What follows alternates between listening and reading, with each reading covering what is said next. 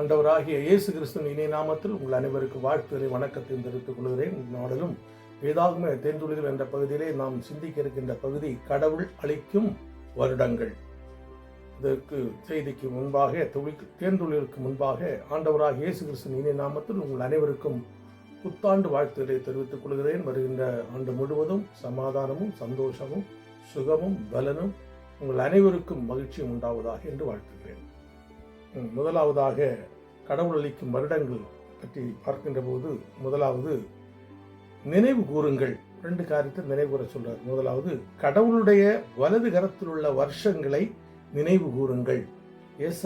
சங்கீதம் 77 சங்கீதம் வசனம் 10. இரண்டாவது பூர்வகாலத்து அதிசயங்களை நினைவு கூறுங்கள். சங்கீதம் 77 வசனம் 11. அடுத்தபடி பார்க்கின்ற போது ஜெபியுங்கள். 1 எங்கள் ஆயுசின் வருஷத்தை விருத்தியாக்கும் என்று ஜெபியுங்கள். நீதிமொழிகள் 9 அதிகாரம் 11 வசனம்.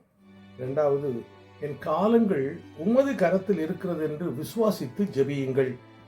சங்கீதம் 31 அதிகாரம் 11 வசனம். 3வது வருஷத்தை கடவுள் நன்மையால் முடிசூட்ட ஜெபியுங்கள். சங்கீதம் 65 வசனம் 11.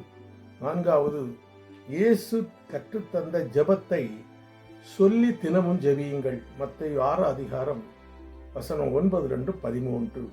அடுத்த தலைப்பு விசுவாசியுங்கள்.